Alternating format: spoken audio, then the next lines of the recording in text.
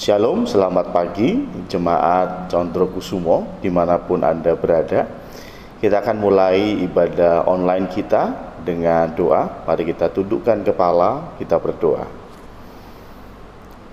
Pertolongan kita pada pagi hari ini datangnya dari pihak Allah, Allah yang menciptakan langit dan bumi beserta dengan segala isinya, Allah yang setia, yang tidak pernah meninggalkan pekerjaan tangannya.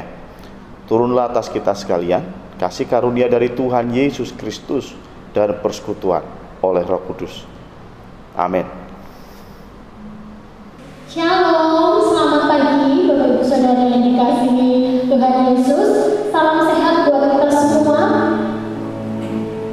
Saya percaya kita semua masih diberi kesehatan kepada Tuhan.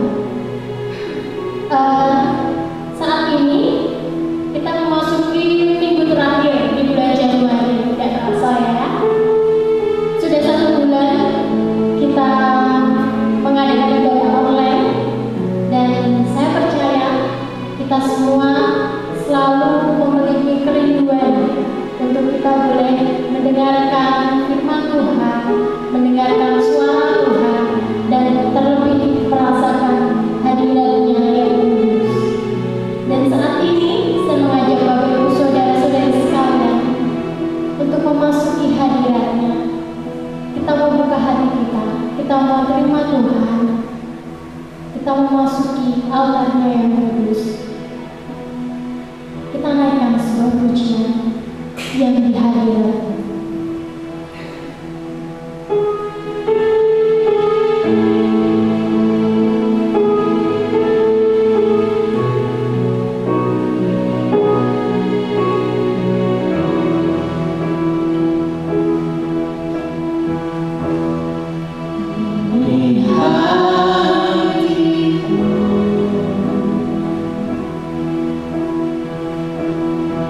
Hatiku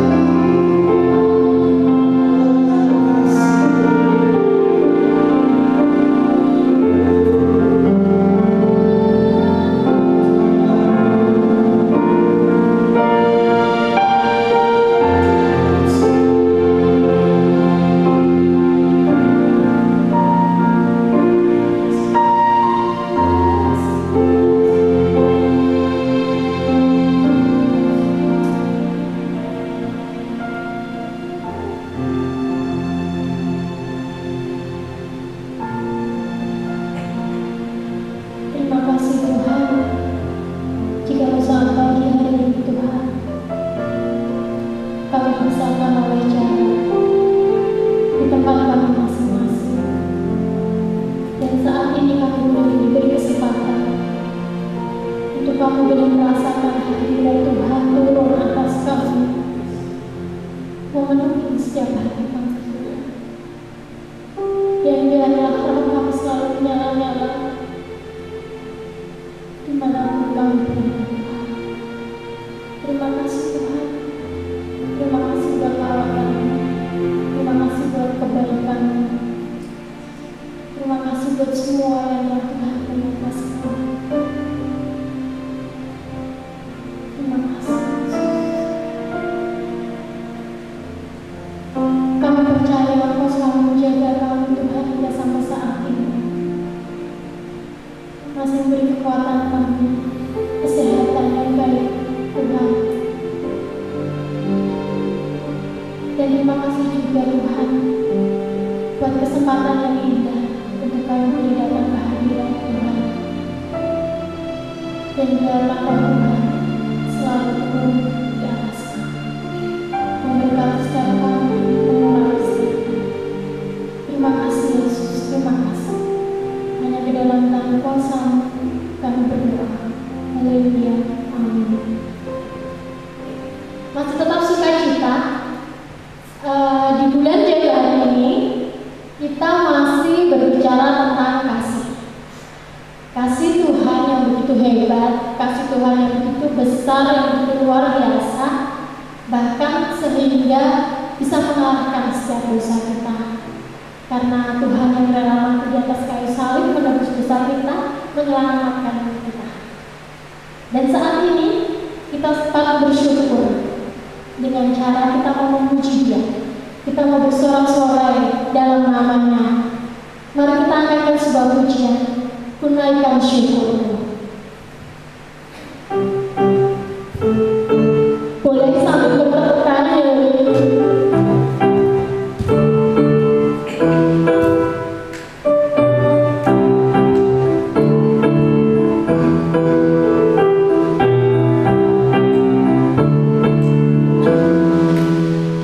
Kasih yang begitu besar, lebih kuat dari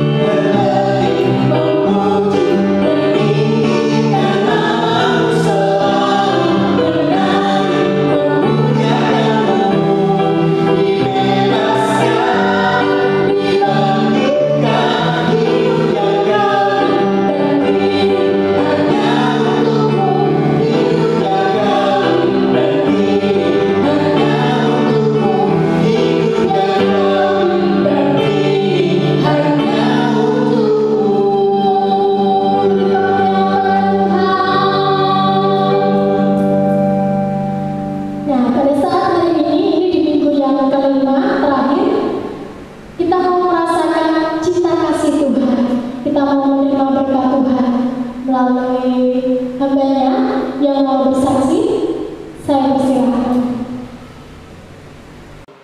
Shalom. Bagaimana kabar Bapak Ibu? Saya harap semua dalam kondisi baik dan sehat. Saya Retno, saya dari karyawan Rumah Sakit Panti Wilasa Dr. Cipto. Saya Dr. Elis dari Rumah Sakit Panti Wilasa Dr. Cipto. Saya mau cerita sedikit nih. Beberapa waktu yang lalu, tepatnya hari Senin 18 Januari 2001, saya sudah divaksin. Nah, puji Tuhan tidak ada efek samping yang terjadi pada saya. Tidak ada demam, tidak ada menggigil, jantung tidak berdebar-debar, tidak ada keringat dingin, tidak ada pusing. Semuanya baik-baik saja. Bahkan saya semakin percaya diri untuk bisa terus melayani di rumah sakit. Jadi, bagi saya vaksin itu sangat penting. Apalagi saya yang bekerja sebagai tenaga kesehatan di rumah sakit. Lagi pula, kita tidak akan pernah tahu apakah orang-orang di sekitar kita bebas dari virus corona, termasuk di dalam klaster keluarga kita sendiri. Iya, betul banget Mbak Retno. Walaupun memang tingkat efektivitas COVID-19 belum 100%, tapi dengan adanya vaksin, paling tidak imunitas kita tumbuh di dalam tubuh kita. Jadi misalkan suatu saat kita kena virus COVID-19 ini, gejalanya tidak akan seberat pada saat sebelum kita tidak divaksin. Nah, untuk efek samping memang betul ada. Semua obat pun pasti ada, termasuk vaksin. Namun vaksin kita itu sudah melalui semua proses yang dilakukan oleh pemerintah. Jadi apabila pemerintah sudah berani untuk mengedarkan ke masyarakat umum, artinya vaksin itu sudah aman. Jadi Bapak dan Ibu sekalian tidak perlu khawatir, tidak perlu takut untuk menerima vaksin. Iya. Nah, maka dari itu tetap kita menjaga kondisi kita masing-masing dan terus melakukan dan menerapkan protokol kesehatan 3M, mencuci tangan, memakai masker, dan menjaga jarak. Salam Salam sehat. sehat. Tuhan berkati. Puji Tuhan, karena kebaikan Tuhan yang begitu luar biasa ya pada setiap kita. Dan Tuhan yang terlebih dahulu mengasihi kita. Sepatutnya pada saat ini kita membalas cinta kasih Tuhan kepada kita dengan cara membuka mata hati kita, telinga kita buka selebar-lebarnya. Kita mau terima berkat dari Tuhan, makanan rohani yang akan disampaikan oleh hamba-Nya. Dan biarlah kita boleh merenungkannya dan terlebih lagi menjadi pelaku-pelaku firman dan menjadi terang di sekitar kita, dimanapun kita berada, ditempatkan. Karena itu adalah tujuan hidup kita untuk menyenangkan hati Tuhan. Mari kita angkat sebuah pujian. Aku mengasihi Engkau Yesus.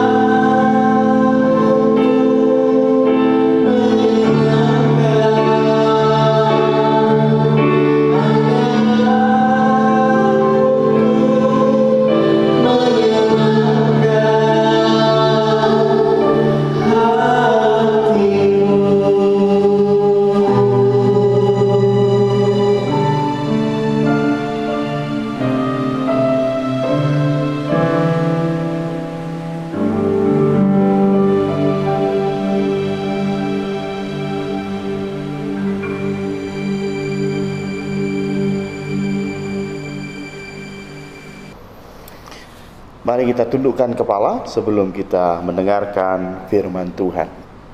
Bapa, terima kasih untuk kesempatan kami bisa memuji dan memuliakan Tuhan walaupun tidak bersama-sama di dalam satu gedung gereja, tetapi kamilah bait Allah, tubuh inilah bait Allah, dan biarlah bait Allah ini bersorak-sorai untuk memuji dan memuliakan Engkau. Terima kasih untuk tim PAW yang sudah memimpin kami, dan sebentar kami akan mendengarkan firman Tuhan. Engkau sendiri yang akan berbicara. Terima kasih Tuhan, hanya di dalam nama Tuhan Yesus Kristus kami berdoa. Amin. Ya, sekali lagi shalom, selamat pagi. Wah ya, kesaksiannya Ibu Anton ini malah kayak penyuluhan ya. Ya, penyuluhan ya, memang ya, dimaklumi ya. Ya, jadi Ibu Anton atau Ibu Eno ini, beliau sudah disuntik untuk COVID dan puji Tuhan tidak ada gejala, tapi memang di beberapa kasus ada gejala ya. Nah, karena itu yang perlu dipikirkan adalah kita harus jujur dengan tim medis ya. Saya nggak tahu kapan saya dapat dan kapan Anda dapat, tetapi kalau kita ditanya oleh tim medis, kejujuran itu penting supaya mereka bisa menimbang apakah perlu disuntik atau harus diberikan penanganan khusus. Jadi banyak yang bermasalah setelah disuntik vaksin ini karena mereka tidak jujur ya. Bilang aja kalau memang gulanya tinggi, kalau memang kolesterolnya, atau ada masalah dengan jantung ya. Jadi kejujuran ya. Sekali lagi terima kasih untuk kesaksian dari Ibu Anton ya, Ibu Anton. Oke, kita akan masuk ke dalam materi firman Tuhan pada pagi hari ini. Dan hari ini adalah minggu ini minggu yang terakhir di bulan Januari. Wah, nggak kerasa ya, Januari kita sudah lewati.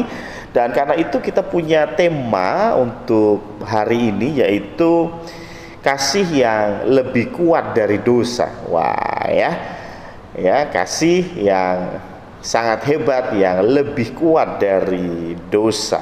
Nah, kalau kita bicara tentang kasih, ini harus paham dulu nih, kasih yang mana ya. Karena di dalam bahasa Yunani ada 4 golongan kasih ya, yang itu harus kita pahami. Yang pertama adalah kasih, yaitu kasih eros ya. Jadi kasih yang disebut dengan eros adalah kasih yang bersifat sensual. Makanya dari kata eros itu kemudian jadi erotis ya. Nah, jadi eros adalah kasih yang paling rendah ya.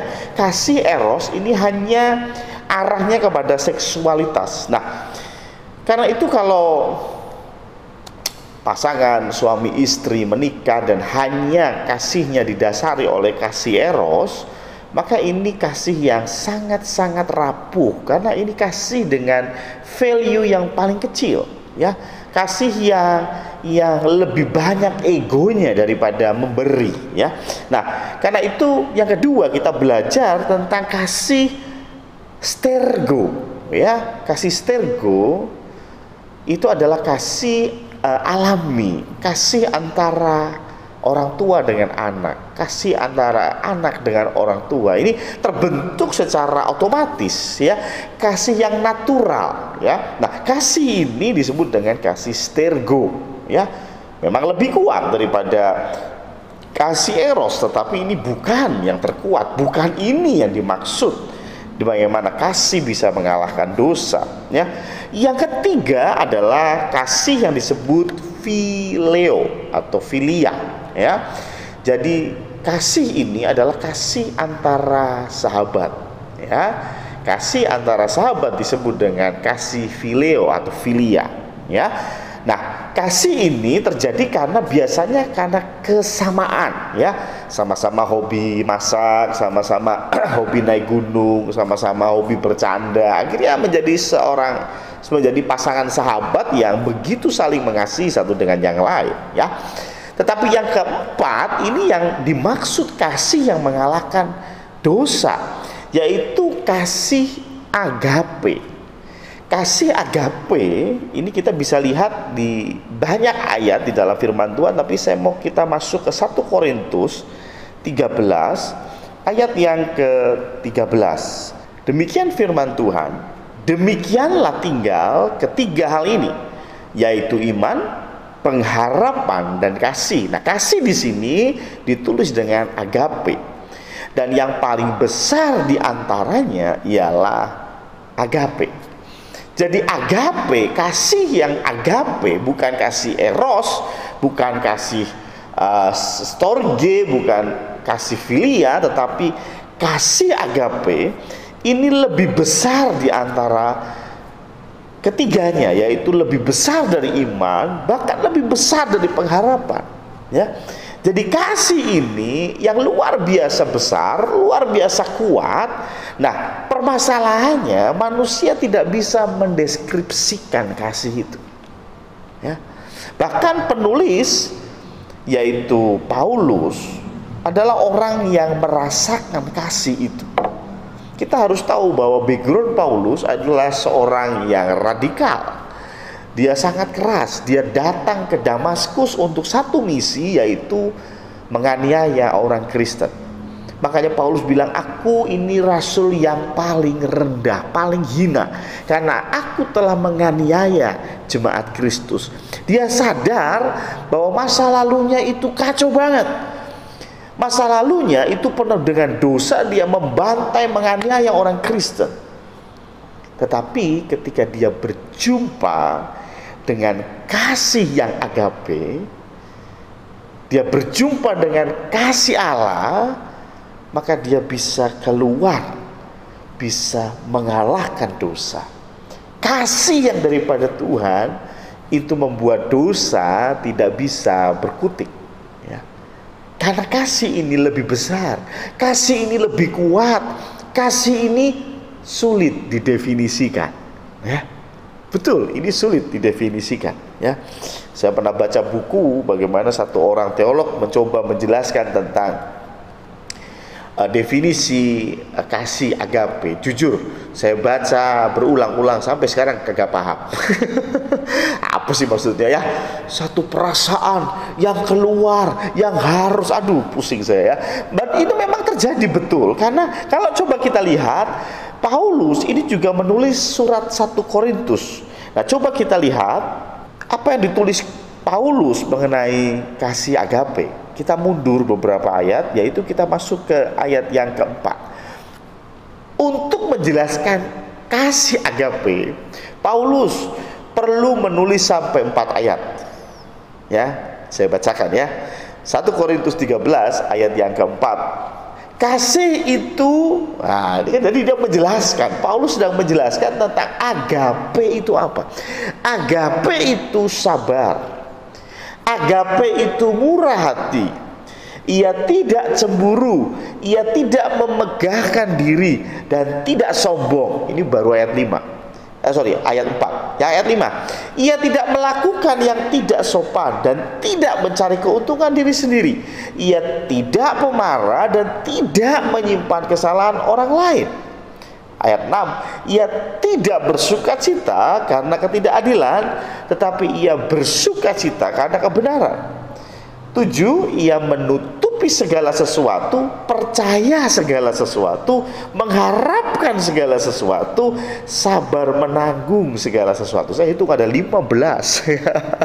Ya, dan itu pun disisipi dengan apa? Segala sesuatu. Segala sesuatu itu luas sekali, ya. Kalau kita tulis itu contoh-contoh makhluk hidup, sapi, kambing, monyet, dan lain-lain. Dan lain-lain itu juga banyak sekali, ya. Jadi kasih agape itu ketika Paulus coba definisikan sulit, ya. Ya, oke, ini sebagian besar, tetapi tentunya kasih yang agape itu tidak bisa dijelaskan dengan sempurna, karena ini memang luar biasa luas, luar biasa besar.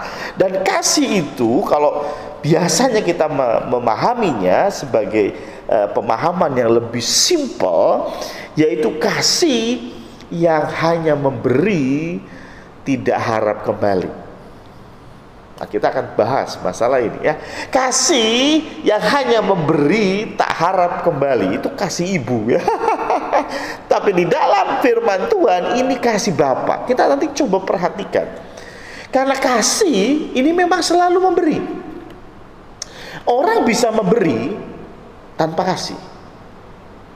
Tapi kalau engkau punya kasih, engkau pasti memberi. Ya. Kalau engkau tidak punya kasih, bisa nggak memberi? Bisa. Mau kasih contoh? Ya, Anda membayar pajak. Bayar pajak, apakah engkau cinta dengan negaramu? Belum tentu ya. Bisa jadi karena ya daripada ditilang ya sudahlah bayar pajak STNK, betul nggak ya? Jadi Anda bayar itu bukan karena Anda memberi, itu bukan karena Anda punya kasih. Anda sadar bahwa pemerintah itu butuh dana, salah satu pendapatan pemerintah adalah dari pajak, sehingga dengan sukacita engkau memberi pajak. Saya yakin nggak semua orang ya, tapi mereka memberi tanpa kasih bisa. Tapi kasih pasti memberi. Kasih pasti memberi. Natal kemarin, puji Tuhan, ya sahabat saya memberi sesuatu kepada saya. Saya yakin dia memberikan itu karena ada kasih di dalam hatinya. Ya, dia punya kasih kepada saya. Ya, saya dapat kemeja dan juga sepatu. Terima kasih ya. Jadi orang yang mengasihi tentu ada gerakan dia memberi. Karena itu bulan depan, ya minggu depan lebih tepatnya, kita sudah masuk ke Februari, kita akan membahas tema baru, yaitu persembahan. Ya, karena kasih pasti ada hubungan erat dengan persembahan, memberi. Nah, kalau agape ini bicara memberi yang tidak harap kembali. Diterima syukur, enggak syukur, pokoknya saya mau memberi aja, begitu ya. Saya ingin memberi dan memberi. Masalah dia memberi balas atau tidak, dia balas memberi atau enggak, itu urusan belakangan. Tetapi kalau kasih yang lain, tentu mereka berharap. Ya, kasih contohnya kasih philia atau phileo. Kasih philia atau kasih persahabatan. Persahabatan yang baik adalah apa? Ketika persahabatan itu bisa bersinergi, ya, satu orang bisa mengalahkan 10 orang, tapi 2 orang bisa mengalahkan 100 orang. Itu namanya bersinergi, ya. Jadi karena sendiri nggak baik, bergabung dan bisa mendapatkan pencapaian yang lebih besar lagi. Itu namanya sinergi, dan sinergi bisa terjadi kalau apa? Kalau ada kontribusi dari kedua pihak. Ya, si A jangan hanya memanfaatkan B, kemana-mana A sama B pergi, yang bayarin B terus, ya, bensin juga si B di mana-mana diboncengin, ya. Tetapi si A nggak punya kontribusi, maka harus ada kontribusi dari kedua belah pihak. Kalau nggak ada, nggak terjadi, ya. Ini namanya kasih yang memberi. Tetapi kalau di dalam filia, keduanya harus memberi. Nah, dalam konsep agape biasanya kita bicara tentang kasih yang hanya memberi, kasih Allah yang hanya memberi. Allah terus mencintai kita walaupun meskipun kita tidak mencintai Tuhan, dan itu sudah dijawab oleh Allah. Yohanes 3 ayat 16, karena begitu besar kasih Allah akan dunia ini, karena Allah begitu agape. Tapi sebesar apa? We don't know.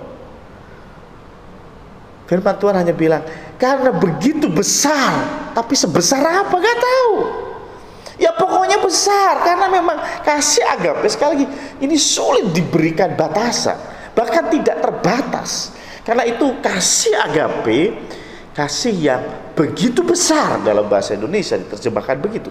Karena begitu besar agape Allah akan dunia ini, sehingga ia telah mengaruniakan anaknya yang tunggal, supaya setiap orang yang percaya kepadanya tidak binasa, melainkan beroleh hidup yang kekal. Jadi agape Allah, kasih yang memberi itu diwujudkan dalam pemberian yang paling besar.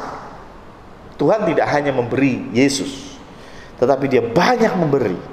Tetapi pemberian yang paling besar adalah anaknya yang tunggal untuk menebus dosa manusia. Itulah mengapa kasih Allah, hanya kasih Allah yang bisa mengalahkan dosa. Lebih kuat dari dosa.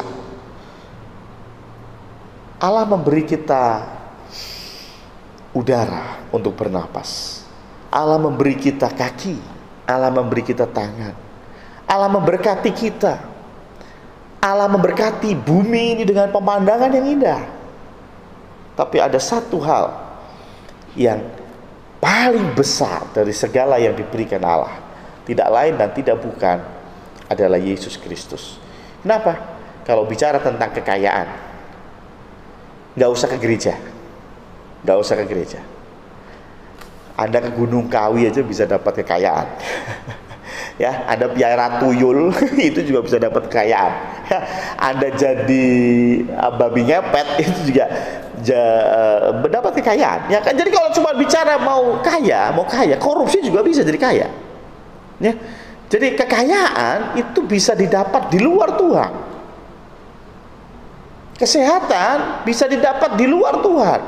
Gak percaya? Zaman sekarang hampir semua penyakit ada obatnya. Yang penting punya duit.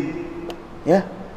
Teman saya ginjalnya rusak, ganti spare part, ya, ganti ginjal baru. Ya kan? Hatinya bermasalah, ganti liver baru, ya. Kok bisa, ya? Jantung bermasalah, ganti jantung baru.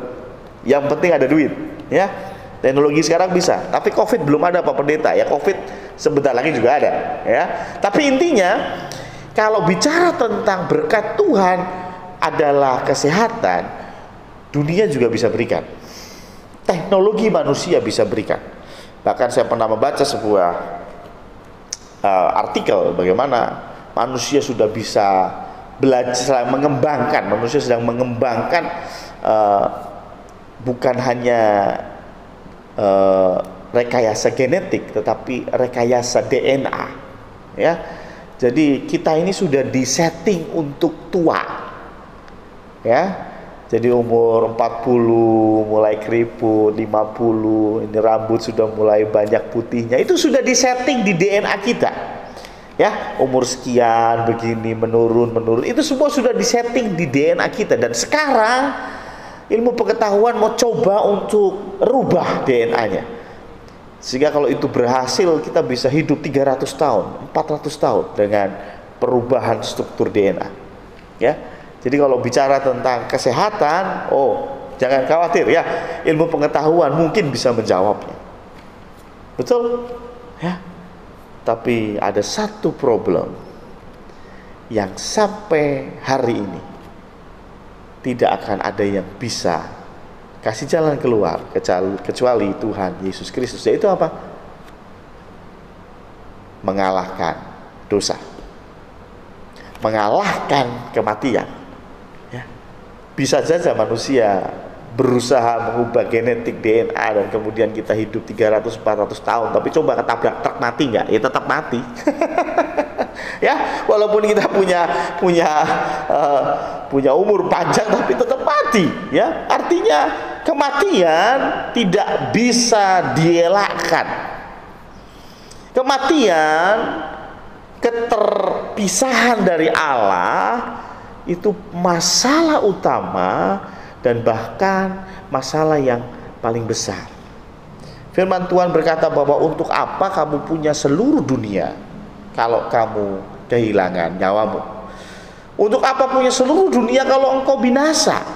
Dan karena itu Yesus memberikan pemberian yang paling hebat, yaitu hidupnya untuk menebus dosa kita. Dan itu betul-betul merupakan kekuatan dari agape, kekuatan dari kasih Allah. Kasih Allah, Yesus selalu berharap kita semua bisa diselamatkan. Dan Yesus berusaha untuk kita semua bisa diselamatkan. Yesus mengasihi kita bagaimanapun kondisi kita. Yesus mengasihimu walaupun engkau jarang ke gereja. Yesus mengasihi kita walaupun mungkin kita jarang kasih persembahan di gereja. Yesus tetap mengasihimu walaupun engkau nggak pernah kasih perpuluhan. Saya jamin Yesus tetap mengasihimu, ya. Yesus tetap mengasihimu walaupun engkau satu hari Minggu engkau seperti malaikat, tapi 6 hari lainnya engkau seperti setan. Saya mau kasih tahu, Yesus Kristus tetap mengasihimu. Itu kasih agape. Bahkan ketika dia dibawa ke kayu salib, dia dicambuk, punggungnya hancur, dia harus dicaci maki, ditelanjangi, dipermalukan, dipaku di salib. Hancur. Bahkan firman Tuhan berkata, dia tidak lagi seperti manusia, hancur badannya. Gak cuma badannya, bahkan dia berteriak, Eli Eli lama sabatani, Allahku, Allahku, mengapa kau meninggalkan aku? Ada kesedihan yang luar biasa. Sudah badan hancur, dimaki-maki, diludahi, dipermalukan, ditelanjangi, masih ditinggal oleh Bapa dengan segala kesendirian itu, dan manusia yang lakukan itu. Betul ya? Manusia yang lakukan itu, dan ini bentuk dari kasih agape. Coba kita buka di dalam Lukas 23 ayat 34. Kata-kata Tuhan Yesus di kayu salib. Dia disiksa luar biasa, penderitaannya luar biasa. Tapi yang kata-kata yang keluar menunjukkan kasih agape. Yesus berkata, ya Bapa, ampunilah mereka, sebab mereka tidak tahu apa yang mereka perbuat. Bayangin, badannya sudah hancur, harga dirinya hancur, bahkan rohnya terpisah dari Bapa. Tapi dia tetap bisa berkata, ampunilah mereka, sebab mereka tidak tahu apa yang mereka perbuat. Makanya saya bilang, ini kasih yang tak bersyarat, kasih agape yang luar biasa. Walaupun sudah diperlakukan seperti itu, Yesus tetap menunjukkan kasih-Nya. Dan itulah kasih yang mengalahkan dosa. Itulah kasih Allah yang mengalahkan dosa. Wow, luar biasa. Luar biasa. Dan kasih itu membawa kita keluar dari kegelapan kepada terangnya yang ajaib. Kasih itu, kekuatan kasih itu yang membawa kita keluar dari kegelapan kepada terangnya yang ajaib. Ya, luar biasa apa yang dilakukan Yesus. Makanya ada yang berkata bahwa kasih agape itu seperti kasih Bapa. Bapa itu mengasihi orang jahat dan juga mengasihi orang baik. Coba kita buka di dalam Matius 5 ayat yang ke-45. Matius 5 ayat yang ke-45 berkata demikian. Sebelumnya Tuhan Yesus bilang bahwa kita harus mengasihi musuh kita dan berdoa bagi mereka yang menganiaya kita.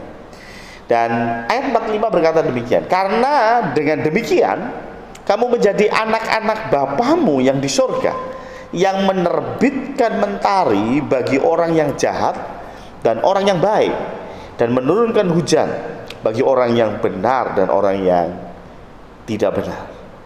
Itulah kasih agape. Setelah penjelasan saya yang panjang ini, berarti kesimpulannya semua orang akan masuk surga. Betul ya? Loh, bukankah Allah itu mengasihi semua orang tanpa syarat? Ya. Itulah mengapa pasangan suami istri diharapkan punya kasih yang agape. Ya. Suami bisa mengasihi istri apapun tanpa syarat. Istri harus mengasihi suami dalam kondisi apapun tanpa syarat. Dan kita mencontoh Tuhan Yesus, kita mencontoh kasih Allah. Berarti hal yang sama juga terjadi. Bahwa apa? Bahwa semua manusia akan diselamatkan. Entah dia baik, entah dia jahat, dia pasti diselamatkan. Karena bukankah kasih Allah itu tidak bersyarat? Semuanya dikasih Allah. Betul begitu kah? Ini yang terkadang membuat pandangan kita tentang kasih Allah, membuat kita menyepelekan Allah. Saya ulangi ya, pandangan kita tentang kasih Allah membuat kita menyepelekan Allah. Kita tahu tidak semua orang masuk surga. Loh, padahal tadi dijelaskan bahwa Allah mengasihi semuanya. Semuanya Tuhan kasihi. Bahkan yang menyiksa Yesus di kayu salib pun Yesus ampuni. Gitu. Harusnya semua orang masuk surga. Jangan lupa, ada satu ayat berkata demikian. Jangan kamu khawatir, burung pipit dia pelihara, burung-burung di udara Tuhan pelihara. Saya mau tanya, ada amin? Wah, online agak susah nih dengar aminnya. Tapi saya minta Anda jangan buru-buru amin ya.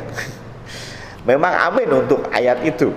Cuman apakah burung itu hanya diam saja di sarang dan kemudian makanan datang sendiri?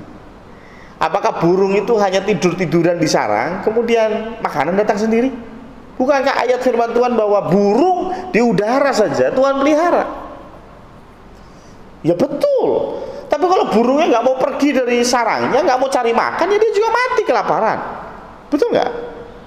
Sama halnya kalau Tuhan dengan kasih agapenya memberikan matahari, menerbitkan matahari untuk orang yang baik dan orang yang jahat. Tapi kalau orang nggak mau keluar dari rumah dan nggak mau berjemur, apakah dia bisa mendapatkan manfaat dari sinar matahari? Hello, nggak mungkin. Kalau dia hanya tidur di kamar, jendela ditutup, bobo, matahari terbit, dia nggak ngerti. Dia nggak akan bisa mendapatkan keuntungan dari matahari terbit. Ketika hujan turun, apakah kita bisa memanfaatkan hujan air yang turun itu? Memang Tuhan kasih hujan kepada orang baik dan orang jahat. Tetapi ada bagian kita. Kalau kita nggak kemana-mana, kita nggak melakukan sesuatu, Tuhan kasihnya luar biasa, Tuhan agape kepada kita, tapi kita nggak ngapa-ngapain, kita tidak bisa menikmati kasih agape. Tadi saya kutip Lukas 23 ayat 34, bagaimana Tuhan berkata, Bapa ampunilah mereka karena mereka tidak tahu apa yang mereka perbuat. Saya mau tanya, apakah seketika itu juga mereka diampuni? Ya tidak. Kalau mereka percaya kepada Yesus Kristus sebagai Tuhan dan Juru Selamat mereka satu-satunya, baru keselamatan akan datang. Ngerti maksud saya? Kasih Allah memang tak terbatas, tak bersyarat. Dia berikan kepada kita semua. Cuman ada bagian kita untuk menyambut kasihnya. Kalau kita diem aja, ya kita nggak kemana-mana. Coba kita kembali ke ayat Yohanes 3 ayat 16. Karena begitu besar kasih Allah akan dunia ini, sehingga ia telah mengaruniakan anaknya yang tunggal, supaya setiap orang yang percaya kepadanya tidak binasa. Berarti kalau saya balik kondisi ini, berarti ayatnya begini: supaya setiap orang yang tidak percaya kepadanya pasti binasa. Betul nggak? Ya, saya nggak mengubah ayat firman Tuhan, saya hanya rubah dari sisi yang lain. Ya, tapi poinnya kan sama. Kalau kita percaya, setiap orang yang percaya tidak binasa. Berarti kalau tidak percaya, ya binasa. Nggak ada setengah-setengah. Saya setengah binasa, setengah hidup. Nggak ada ya. Binasa ya binasa, selamat ya selamat. Sudah dua itu saja pilihannya. Jadi kalau kita bicara tentang Yesus yang turun sebagai penebus kita, hati-hati. Yesus berkata, aku datang untuk menghakimi. Memang dia bilang juga, aku datang untuk menyelamatkan. Tetapi tidak hanya menyelamatkan, Yesus datang untuk menghakimi. Apa maksudnya menghakimi? Berarti menghakimi, maka yang benar akan dibenarkan, yang salah akan diberikan hukuman. Itu namanya pengadilan. Betul nggak? Kalau saya dibawa ke meja hakim, berarti saya sedang menunggu dua keputusan. Saya bebas, saya dibenarkan, atau saya diputuskan bersalah.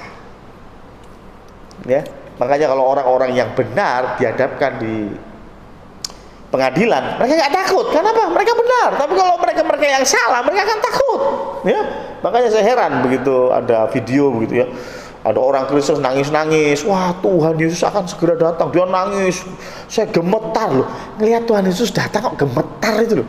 Ya harusnya bahagia, sukacita, penuh sorak-sorai, betul nggak? Loh, kita benar, kita anak-anaknya. Masa melihat Bapak kita datang kok malah takut ya? Harusnya kita senang, bukannya malah takut ya. Kiamat sudah dekat ya, bukan ya. Tapi kembali ke sini, Yesus datang nggak hanya bicara tentang menyelamatkan, tapi Yesus datang juga bicara tentang menghakimi. Kalau kita sudah bicara menghakimi, berarti ada dua: diselamatkan atau binasa. Kalau kita percaya, dikatakan di firman Tuhan tadi, maka kita tidak binasa. Tapi sebaliknya, kalau kita tidak percaya, maka kita pasti binasa. Oh, berarti kasih Allah bersyarat dong? Tidak bersyarat. Ketika kita binasa, saya kasih tahu, Allah tetap mengasihimu. Ya? Itu kasihnya Allah. Allah tetap mengasihimu. Tapi karena engkau nggak percaya, ya engkau binasa. Jadi ada syarat mutlak supaya kita bisa menikmati kasihnya. Ada syarat mutlak, apa itu? Percaya. Kita selalu digembar-gemborkan bahwa Allah itu baik, Allah itu luar biasa, kasihnya tidak berkesudahan. Saya bilang amin. Tapi ada bagian kita yang harus kita bawa. Ada bagian kita yang harus kita kerjakan, yaitu apa? Percaya. Ya. Percayanya nggak cuma sekarang, percayanya nggak cuma 1 tahun. Firman Tuhan bilang setialah sampai akhir.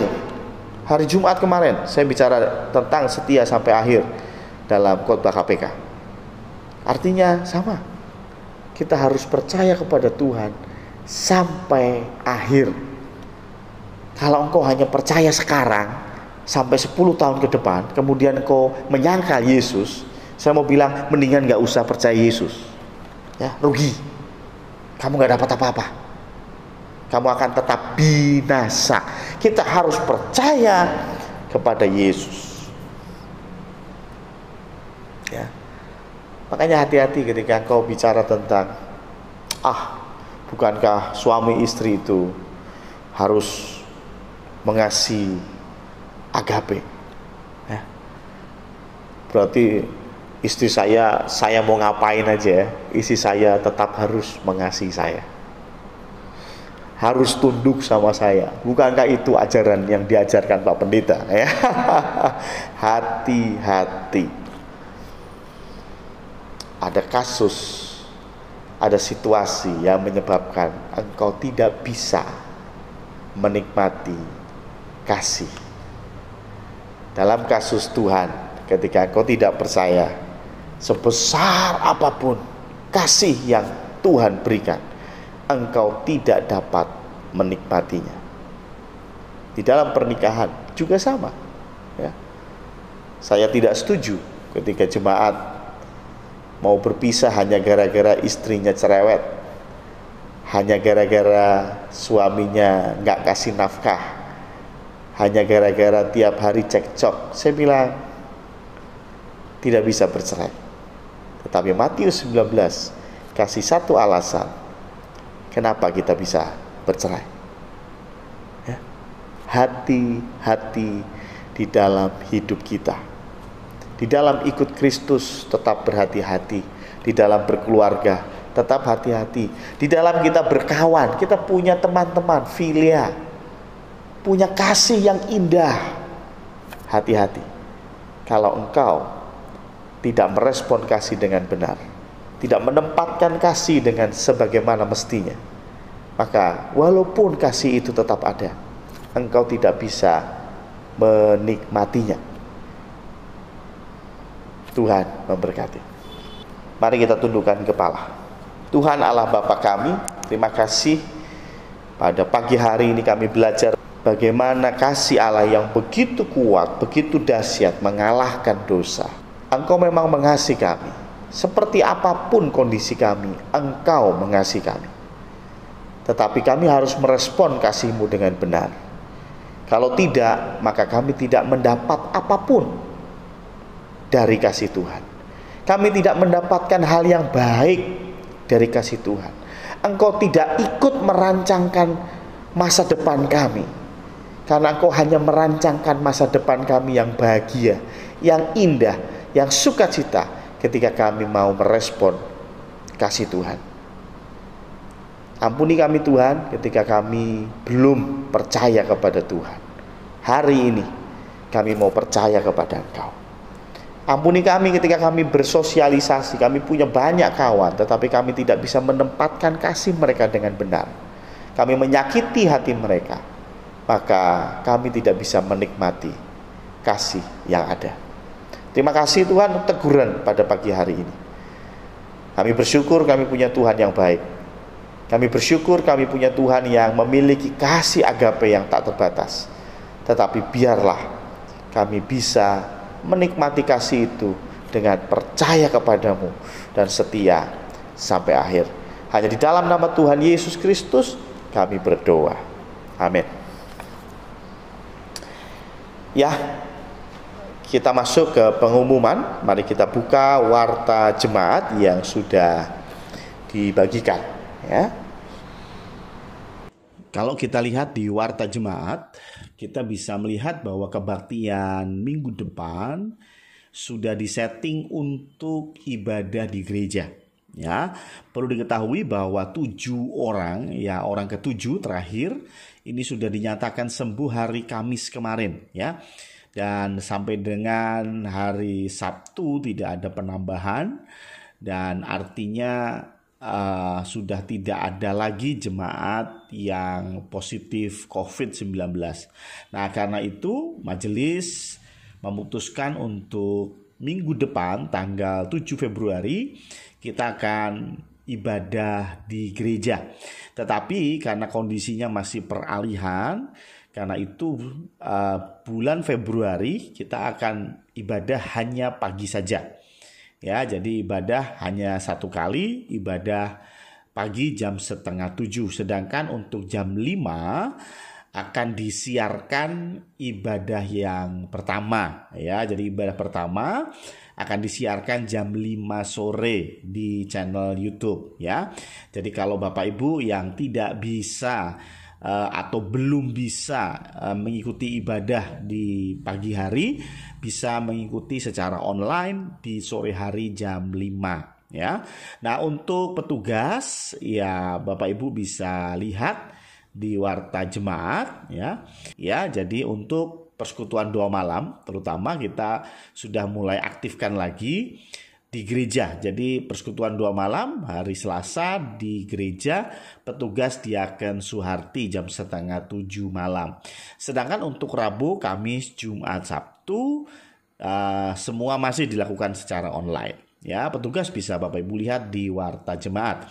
Untuk laporan kas pembangunan saldo 30 Januari sebesar Rp17.535.930. Adapun laporan persepuluhan ya sampai dengan tanggal 24 Januari ini ada pemasukan ya dan digabung sehingga total Rp16.636.000. Panitia Hari Baru sudah dibubarkan minggu yang lalu. Sudah resmi dibubarkan minggu yang lalu, yaitu tanggal 24 Januari ya. Dan laporan keuangan ini juga dilampirkan di Warta Jemaat. Jadi total pengeluaran itu Rp21.768.195, sedangkan penerimaan dalam bentuk uang adalah Rp13.165.000. Karena itu ada defisit sebesar Rp8.603.195 dan tentunya ini ditutup oleh kas gereja. Untuk persembahan berupa barang ini juga sudah kami tulis sebagai bentuk laporan pertanggungjawaban. Ya, jadi sudah sekaligus juga diangkat untuk ketua panitia JA50 ya, JA50 atau Jumat Agung sampai Pentakosta. Nah, ini ketuanya Diaken Suharti ya. Nah, kita masuk ke warta khusus ya. Warta khusus di sini yang pertama tadi yang sudah saya sampaikan bahwa minggu depan hanya ibadah 1 kali ya, sedangkan ibadah sore diadakan lewat online. Untuk yang kedua masih diberikan kesempatan mendaftar baptisan air ya. Dan pada tanggal 7 Februari artinya minggu depan juga sudah dimulai katekisasi. Ya, katekisasi akan dipadatkan karena harusnya mulainya dari Januari, tapi karena kita sama 1 bulan ini kita off, tidak ada tatap muka, maka dari itu untuk katekisasi dimulai tanggal 7 Februari jam 9 pagi. Jadi setelah ibadah raya jam 9 pagi langsung kumpul untuk katekisasi ya. Yang mau atau ingin mendaftar bisa melalui saya atau saudari Vero. Poin ketiga, Gia Condrokusumo juga membuka kesempatan bagi jemaat yang ingin melayani dalam kepanitiaan JA50. Ya, pendaftaran akan dibuka sampai 13 Februari. Ya, karena segera akan dibentuk kepanitiaan ya. Karena itu silakan ada waktu 2 minggu ke depan untuk Bapak Ibu mendaftar. Lewat WA saja bisa ya. Bagi jemaat yang ingin mendaftar sebagai panitia dapat menghubungi Pendeta Samuel atau mungkin saya tambahin ketuanya yaitu Diaken Suharti ya. Yang keempat, minggu depan merupakan minggu pertama di bulan Februari, karena itu kita akan menerima perjamuan suci dan juga akan diberikan kesempatan untuk memberikan perpuluhan. Ya, demikian untuk pengumuman pada hari Minggu ini, dan saya berharap minggu depan kita bisa bersama-sama beribadah di gedung gereja dan tetap memakai masker, tetap ikuti protokol kesehatan. Mari kita akhiri ibadah ini dengan doa syafaat, sekaligus saya menutup dalam doa berkat.